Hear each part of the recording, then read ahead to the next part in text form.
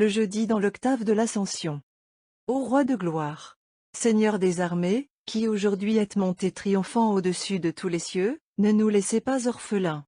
Mais envoyez-nous l'Esprit de vérité, selon la promesse du Père. Alléluia.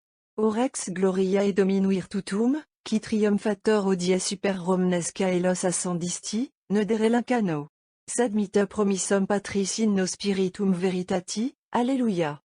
Nous avons vu comment l'ascension de notre Emmanuel lui a assuré ici-bas un premier triomphe par la foi, qui lui donne l'empire sur les intelligences. Une seconde victoire ressort du même mystère, c'est la victoire de l'amour qui fait régner Jésus sur les cœurs. Depuis 18 siècles, en qui les hommes ont-ils cru fermement, universellement, si ce n'est en lui? Quel autre point de ralliement ont eu les intelligences, si ce n'est dans les dogmes de la foi? Quelles ténèbres ce divin flambeau n'a-t-il pas éclairé? Quelle clarté n'a-t-il pas projeté sur les peuples qui ont accueilli sa lumière? En quelles ombres n'a-t-il pas laissé ceux qui, après l'avoir accueilli, ont fermé plus tard leurs yeux à ses rayons? De même on peut bien le dire, depuis l'ascension de notre Rédempteur nul n'a été aimé des hommes de tous les lieux et de toutes les races comme il l'a été, comme il l'est encore, comme il le sera jusqu'à la fin. Or, il fallait qu'il se retirât pour être ainsi aimé, comme il le fallait pour que nous crussions en lui. Il vous est avantageux que je m'en aille. Ces mêmes paroles nous serviront encore aujourd'hui à mieux pénétrer le mystère. Avant l'ascension, les disciples étaient aussi chancelants dans leur amour que dans leur foi. Jésus ne pouvait compter sur eux. Mais à peine a-t-il disparu à leur regard, qu'un élan inconnu s'empare de leur cœur. Au lieu de plaindre leur abandon, ils rentrent pleins de joie dans Jérusalem. Heureux du triomphe de leur maître, oublieux d'eux-mêmes, ils s'empressent de lui obéir en se rendant au Cénacle, où la vertu d'en haut doit venir les visiter. Étudiez ces hommes dans les années qui vont suivre, parcourez leur carrière jusqu'à la mort. Comptez, si vous pouvez, les actes de leur dévouement dans l'immense labeur de la prédication de l'Évangile, et dites si un autre mobile que l'amour de leur maître les a soutenus et rendus capables de tout ce qu'ils ont fait. Avec quel empressement ils ont bu son calice. Avec quel transport ils ont salué sa croix, lorsqu'ils l'ont vu dresser pour eux-mêmes. Mais ne nous arrêtons pas à ces premiers témoins. Ils avaient vu le Christ, ils l'avaient entendu, ils l'avaient touché de leurs mains. Tournons nos regards sur les générations qui ne l'ont connu que par la foi, et voyons si cet amour qui triomphe dans les apôtres, a fait défaut chez les chrétiens un seul jour dans le cours de 18 siècles. C'est d'abord la lutte du martyr qui n'a jamais totalement cessé depuis la promulgation de l'Évangile, et qui occupe 300 ans pour le début. Par quel motif tant de millions de héros et d'héroïnes ont-ils couru au-devant des tortures les plus affreuses, bravé en souriant la flamme des bûchers, la dent des bêtes féroces, si ce n'est pour prouver au Christ leur amour? Rappelons-nous ces terribles épreuves qu'ont acceptées avec tant d'empressement non seulement des hommes aguerris à la souffrance, mais des femmes délicates, de jeunes vierges et jusqu'à des enfants. Remettons-nous en mémoire tant de sublimes paroles, noble élan du cœur qui aspire à rendre au Christ mort pour mort, et n'oublions pas que les martyrs de nos jours, en Chine, au Tonkin, dans la Cochinchine, dans la Corée, ont reproduit textuellement, sans s'en douter, en présence de leurs juges et de leurs bourreaux, le langage que tenaient leurs prédécesseurs devant les proconsuls du 3 degrés et du 4 degrés siècle. Oui, certes, il est aimé comme nul ne le sera jamais, ni ne le pourrait être, notre divin roi qui s'est enfui aux cieux. Car depuis son départ, on ne saurait compter les millions d'âmes qui, pour s'unir à lui uniquement, ont foulé aux pieds les séductions de l'amour terrestre, et n'ont voulu connaître d'autre amour que le sien. Tous les siècles, même le nôtre dans sa triste défaillance, les ont vus, et Dieu seul en connaît le nombre. Il a été aimé sur cette terre, notre Emmanuel, et il le sera jusqu'au dernier jour du monde, ainsi qu'en fait foi, dans toute la suite des temps, le généreux abandon des biens terrestres, dans le but de conquérir la ressemblance avec l'enfant de Bethléem. Abandon pratiqué si souvent par les personnes les plus opulentes du siècle. Que serait-ce s'il nous fallait signaler tant de sacrifices de la volonté propre obtenus de l'orgueil humain, afin de réaliser dans l'humanité le mystère de l'obéissance de l'homme-dieu sur la terre, et les innombrables traits d'héroïsme offerts par la pénitence chrétienne, qui continue et complète ici-bas avec tant de générosité les satisfactions que l'amour du Rédempteur pour les hommes lui fit accepter dans sa douloureuse passion. Mais cette inextinguible ardeur pour Jésus envolé au ciel, ne s'est pas trouvée satisfaite encore de tant de dévouement. Jésus avait dit : « Tout ce que vous ferez en faveur du moindre de vos frères, c'est à moi que vous l'aurez fait. » l'amour pour le Christ s'est emparé de cette parole, et depuis le commencement jusqu'aujourd'hui, il s'est livré à un autre genre de recherche pour atteindre, à travers le pauvre, jusqu'à Jésus qui réside en lui. Et comme la première de toutes les misères de l'homme est l'ignorance des vérités divines, sans lesquelles il ne peut être sauvé, chaque époque a fourni une succession d'apôtres qui, renonçant aux liens les plus doux de la patrie et de la famille, s'élancent au secours des peuples assis dans l'ombre de la mort. Qui pourrait dire les fatigues qu'ils assument dans un tel labeur, les tourments qu'ils bravent, afin que le nom de Jésus soit annoncé, qu'il soit aimé d'un sauvage, glorifié par un Chinois ou par un Hindou? S'agit-il de consoler les douleurs du Christ ou de panser ses plaies dans ses frères les plus disgraciés? N'allez pas croire que l'amour qui réside dans les fidèles de son Église fasse jamais défaut. Comptez plutôt les membres de ces associations charitables qui se sont voués au soulagement des pauvres et des malades, depuis qu'il a été possible aux chrétiens de développer au grand jour leur plan pour l'exercice de la charité. Voyez le sexe le plus faible, décimé chaque année par les plus nobles vocations, payer avec un empressement héroïque son tribut au chevet des infirmes et des mourants. Le monde lui-même s'en émeut, les économistes s'étonnent d'être obligés de compter avec un élément indispensable aux sociétés, et qui échappe à toutes leurs spéculations. Heureux s'ils en venaient jusqu'à reconnaître celui dont l'amour seul opère toutes ces merveilles. Mais ce que l'œil de l'homme peut atteindre n'est rien, il ne saisit que ce qui paraît à l'extérieur. Nul ne saurait donc apprécier à quel point Jésus a été aimé et l'est encore sur la terre. Qu'on se retrace les millions de chrétiens qui ont passé ici-bas depuis l'origine de l'Église.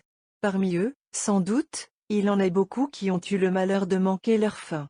Mais quelle multitude innombrable a aimé le Seigneur Christ de tout son cœur, de toute son âme et de toutes ses forces. Les uns l'ont constamment, d'autres ont eu besoin d'être rappelés par sa miséricorde, mais ils se sont endormis dans son baiser. Comptez, si vous pouvez, les actes vertueux, les sacrifices sublimes, en 18 siècles, au sein de cet immense peuple chrétien que nous verrons se dérouler tout entier au dernier jour du monde, dans la vallée de Josaphat. La mémoire de Dieu peut seule en embrasser le souvenir. Or, tout cet ensemble d'œuvres, de sentiments, depuis l'élan séraphique de l'âme déjà divinisée, jusqu'au verre d'eau donné au nom du Rédempteur, qu'est-ce autre chose qu'un incessant concert d'amour qui monte nuit et jour vers le Christ, vers ce divin absent que la terre ne peut oublier? Où est-il l'homme d'entre nous, si cher que soit sa mémoire, pour lequel on se dévouera encore, pour lequel on mourra encore, pour l'amour duquel on se renoncera soi-même, 1 siècle, 10 siècles, 20 siècles après sa mort? Où trouvera-t-on cet homme mort dont le nom fera battre le cœur à tant de millions d'hommes de toute génération, de toute race, de tout siècle, si ce n'est Jésus, qui est mort, qui est ressuscité, qui est monté aux cieux? Mais, nous le reconnaissons humblement, ô notre Emmanuel, il était nécessaire que vous disparussiez du milieu de nous, afin que la foi, prenant son essor, allât vous chercher jusqu'aux cieux, désormais votre séjour, et que nos cœurs, ainsi éclairés, fussent rendus capables de vous aimer. Jouissez de votre ascension, ô divin chef des anges et des hommes. Dans notre exil, nous goûterons les fruits de ce sublime mystère, jusqu'à ce qu'il s'opère en nous. Éclairez les pauvres aveugles que l'orgueil empêche de vous reconnaître à des traits si frappants. Ils vous discutent, ils vous jugent, sans s'être rendus compte de ce témoignage de la foi et de l'amour de tant de générations. L'hommage que vous offre l'humanité représentée par les premières nations de la terre, par les cœurs les plus vertueux, par tant d'hommes de génie, est pour eux comme non avenu. Que sont-ils pour s'opposer à un tel concert? Sauvez-les, Seigneur, de leur vain et périlleux orgueil, et ils reviendront, et avec nous ils diront, il était véritablement avantageux pour ce monde qu'il perdit votre présence sensible, ô Emmanuel. Car si votre grandeur, votre puissance et votre divinité ont paru et ont été reconnus, c'est depuis que vous avez cessé d'être visible parmi nous. Gloire soit donc au mystère de votre ascension, par lequel en montant aux cieux, comme dit le psalmiste, vous recevez les plus hauts dons pour les répandre en largesse sur les hommes. 1. L'Église grecque nous fournira aujourd'hui la matière de notre hommage liturgique au Rédempteur triomphant. C'est une hymne du jour de la fête, à l'office du soir. In Assumptione Domini, ad magnum vespertinum. Le Seigneur a été enlevé dans les cieux, d'où il doit envoyer au monde le Paraclet. Les cieux lui ont préparé un trône, et les nuées ont secondé son ascension. Les anges sont dans l'étonnement, voyant un homme établi au-dessus d'eux. Le Père reçoit à son arrivée celui qui lui est coéternel dans son sein. L'Esprit Saint donne un commandement à tous ses anges, princes, élevez vos portes. Nations, battez des mains. car le Christ est monté où il était auparavant. À ton ascension, ô Christ, les chérubins furent dans l'étonnement, te voyant monter sur les nuées et aller t'asseoir au-dessus d'eux. Pour nous, nous te glorifions. Car ta miséricorde est remplie de douceur, gloire à toi. Ô Christ, splendeur de la gloire du Père, nous contemplons ton ascension jusqu'au sommet des montagnes saintes, nous célébrons l'éclatante beauté de ton visage, nous adorons tes souffrances, nous honorons ta résurrection, nous glorifions ton ascension sublime, aie pitié de nous.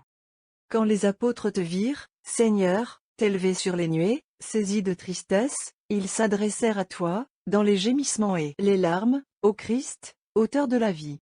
Ils se lamentaient en disant, Seigneur miséricordieux, ne laisse pas orphelins les serviteurs que tu as aimés dans ta bonté, mais envoie-nous, ainsi que tu l'as promis, ton très Saint-Esprit pour illuminer nos âmes.